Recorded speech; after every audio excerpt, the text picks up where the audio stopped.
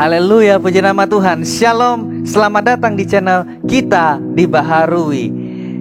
Tema khotbah hari ini, beribadah dengan hormat dan takut. Firman Tuhan di dalam Ibrani 12 ayat 27 sampai dengan ayat yang ke-29 berkata demikian. Ungkapan satu kali lagi menunjuk kepada perubahan pada apa yang dapat digoncangkan, karena ia dijadikan supaya tinggal tetap apa yang tidak tergoncangkan. Jadi karena kita menerima kerajaan yang tidak tergoncangkan, marilah kita mengucap syukur dan beribadah kepada Allah menurut cara yang berkenan kepadanya, dengan hormat dan takut. Sebab Allah kita adalah api yang menghanguskan.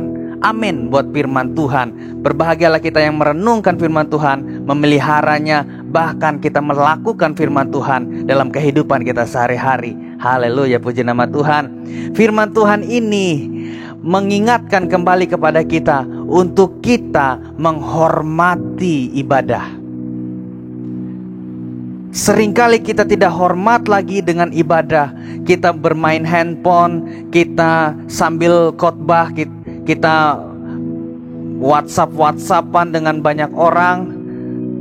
Saya mau mengingatkan kembali kepada kita, marilah kita saat beribadah, kita harus hormat dan takut kepada Tuhan. Ciri-ciri orang yang beribadah dengan hormat dan takut, yang pertama, tidak tergoncangkan.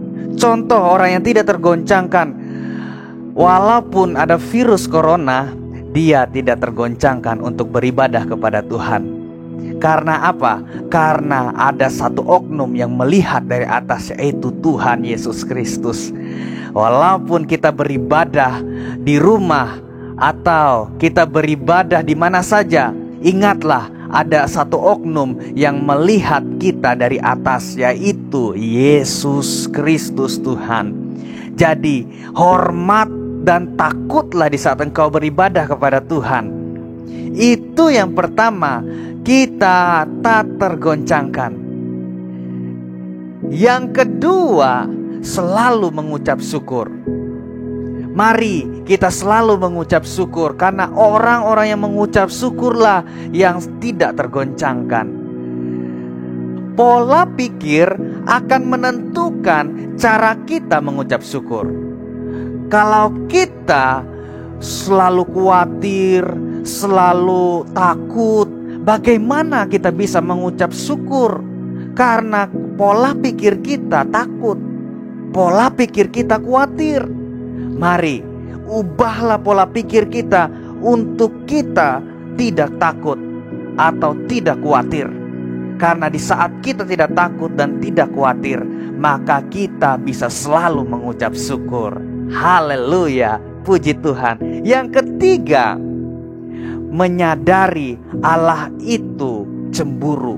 Seperti di ayat yang ke-29 dikatakan, sebab Allah kita adalah api yang menghanguskan. Ingatlah bahwa Allah kita itu adalah Allah yang cemburu. Jadi jangan sembarangan kalau kita beribadah kepada Dia.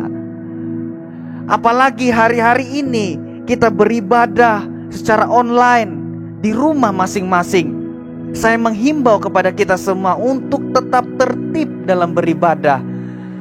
Jangan pakai daster, jangan sambil ngemil, jangan sambil WhatsApp, jangan sambil Facebookan. Fokuslah beribadah seperti saat engkau beribadah di gereja. Jangan sampai kita sebagai orang-orang percaya beribadah tidak takut kepada Tuhan. Seperti yang saya katakan di awal tadi, ingatlah bahwa ada satu oknum yang melihat dari atas, yaitu Yesus Kristus Tuhan. Dia melihat kita, walaupun kita sedang beribadah di rumah, Dia lihat kita. Jadi beribadahlah dengan hormat dan takut kepada Tuhan. Jangan sambil WA, jangan pakai daster, pakailah baju yang rapi di saat kita beribadah di rumah. Amin. Saya percaya setelah kita mendengar firman Tuhan ini, kita akan berubah, kita akan dibaharui, dan kita tidak akan lagi sembarangan di saat kita beribadah kepada Tuhan. Kita akan hormat dan takut kepada Tuhan. Haleluya. Ada satu statement yang mau saya sampaikan di akhir dari khotbah saya ini, yaitu mau ibadah online, mau ibadah mesbah keluarga, mau ibadah di gereja yang dengan jemaat yang banyak, ingatlah, beribadahlah dengan takut dan hormat. Karena ada satu oknum yang melihat kita dari atas, yaitu Yesus Kristus Tuhan.